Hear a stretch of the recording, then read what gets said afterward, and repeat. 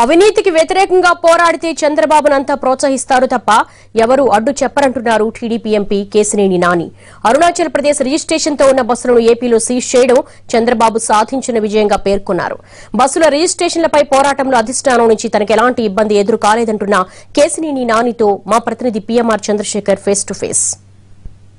ప్రదేశ్ లో రిజిస్టర్ అయిన బస్సులను ఈ రోజు అర్ధరాత్రి నుంచి సీజ్ చేయాలని, ఏదన్నా తిరిగితే వెంటనే వాటిని ఆపేయాలని చెప్పి కూడా ఆంధ్రప్రదేశ్ ప్రభుత్వం నిర్ణయించుకుంది. అసలు అరుణాచల్ ప్రదేశ్ రిజిస్ట్రేషన్ బస్సుల్ని ఏపీలో తిరగనివ్వకూడదు, ఇవన్నీ నిబంధనలకు విరుద్ధంగా తిరుగుతున్నాయనే అంశం మీద మొదటి నుంచి కూడా టీడీపీకి సంబంధించిన ఎంపీ కేశినేని నాని పోరాడుతూ ఉన్నారు. సో ఈ నేపథ్యంలో ఈ రోజు రాత్రి నుంచి పూర్తి స్థాయిలో అరుణాచల్ ప్రదేశ్ బస్సులు ఏదైతే రిజిస్టర్ అయ్యి ఉన్నాయో వాటిని పూర్తి స్థాయిలో ఆపేందుకు నిర్ణయం తీసుకున్న క్రమంలో ఆ అంశం మీద పోరాడిన ఎంపీ కేశినేని నాని ప్రస్తుతం మనతో ఉన్నారు.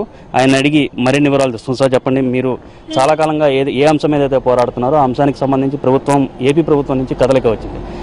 ఈ రోజు అర్ధరాత్రి నుంచి వాటిని సీజ్ చేస్తామన్న ఒక నిర్ణయాన్ని కూడా తీసుకోవడం జరిగింది. దీని మీద మీరు దాని మీద ముఖ్యమంత్రి చంద్రబాబు నాయుడు గారికి నేను నా కృతజ్ఞతలు తెలియజేస్తా ఉన్నా. ఎందుకంటే ఇది ఒక అవినీతికి అక్రమానికి సంబంధించినటువంటి విషయం.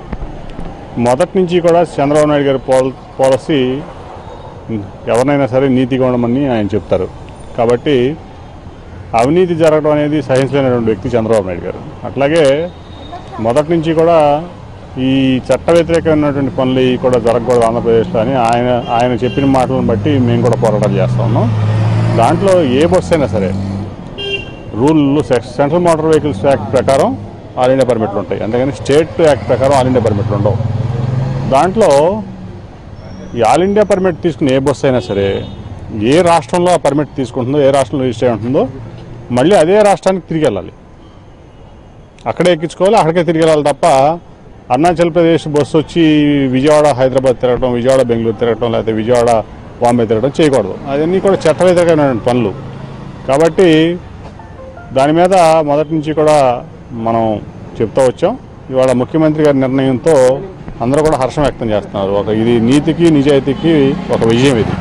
అలాగే ఈ వ్యవహారం మీద ఆర్టీఏ కమిషనర్ దగ్గరికి వెళ్ళటం, ఈ గొడవ పట్టడం, ఆ ఎపిసోడ్ అంతా జరిగింది. మీరు కూడా వెళ్ళి క్షమాపణ చెప్పడం, ఈ ఎపిసోడ్ అంతా జరిగింది. సో ఈ నేపథ్యంలో మీరు అధికారుల మీద విజయం సాధించినట్టుగానే మీరు భావిస్తున్నారా ఈ మొత్తం ఎపిసోడ్ వ్యవహారానికి?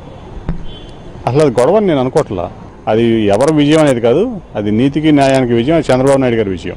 అలాగే ఈ ఎపిసోడ్లో మీరు పార్టీలో కూడా కొంత ఇబ్బంది ఎదుర్కొన్న పరిస్థితి ఏమన్నా ఉందా? అంటే అధిష్టానం నుంచి అంత దూకుడుగా పోవద్దు అన్న ఒక వాదన కానీ, ఒక సూచన కానీ అధిష్టానం నుంచి మీకు వచ్చిందన్న ఇది కూడా ఉంది. సో ఇందులో ఎంతవరకు వాస్తవం ఉంది? ఏమన్నా పార్టీ నుంచి ఇబ్బంది, అధిష్టానం నుంచి ఏమన్నా ఇబ్బంది లాంటిది ఏమన్నా ఎదుర్కొన్నారా? అటువంటి సందర్భం నాకు ఎక్కడ కనపడలేదు. ఎందుకంటే నేను చేసే పోరాటం ఒక అవినీతి మీద, అక్రమాల మీద, చట్ట వ్యతిరేకమైనటువంటి వ్యక్తుల మీద.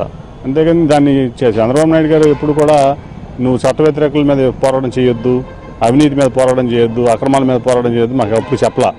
ఆయన ఇంకా నీతిగా ఉండండి, నిజాయితీగా ఉండండి మాకు క్లాస్ తీస్తూ ఉంటారు ఏ మీటింగ్లో అయినా సరే, ఎప్పుడైనా సరే. కాబట్టి నేను ఎప్పుడు కూడా అటువంటి ఇబ్బంది ఎప్పుడు ఫేస్ చేయాల. కాకపోతే కొన్ని సందర్భాల్లో ఎక్కడైనా కానీ మేము ఆ నిర్ణయం తీసుకునే వరకు కొంచెం వేచి చూడాల్సినటువంటి అవసరం ఉందనేది ఆయన చెప్తారు.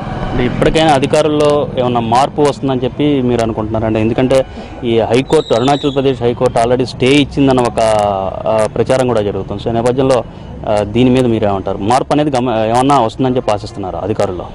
అక్కడ స్టే వచ్చినా రాబోయినా మనకి మీటర్లు అది section 85/3 of central motor vehicles యాక్ట్లో అరుణాచల్ ప్రదేశ్ బస్సు వచ్చి ఇక్కడ తిరగడానికి వీల్లేదు, పాండిచేరి బస్సు వచ్చి ఇక్కడ తిరగడానికి వీల్లేదు, నాగాలాండ్ బస్సు వచ్చి ఇక్కడ తిరగడానికి వీల్లేదు.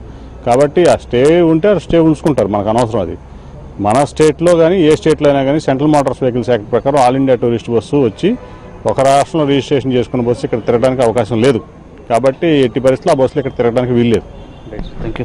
సో మొత్తం మీద ఏదైతే తాను గత కొంతకాలంగా పోరాటం చేస్తున్నానో ఆ అంశానికి సంబంధించి ఒక వ్యవహారం, అంటే అవినీతికి సంబంధించి తాను చేస్తున్న పోరాటానికి ఒక ఫలితం వచ్చిందనే అభిప్రాయాన్ని అయితే కేశినేని నాని వ్యక్తం చేస్తున్నారు. ఇదే సమయంలో అవినీతికి వ్యతిరేకంగా పోరాడవద్దని చంద్రబాబు నాయుడు సూచించరు, పైగా అవినీతికి వ్యతిరేకంగా ఉండనే సూచనలు చేస్తూ ఉంటారు. సో ఓవరాల్గా చూసుకుంటా ఉంటే ఈ మొత్తం ఎపిసోడ్లో తనకు పార్టీ అధిష్టానం నుంచి ఎటువంటి ఇబ్బందులు ఎదుర్కాలేదనే విషయాన్ని కూడా చాలా స్పష్టంగా కేశినేని నాని చెప్తున్నారు.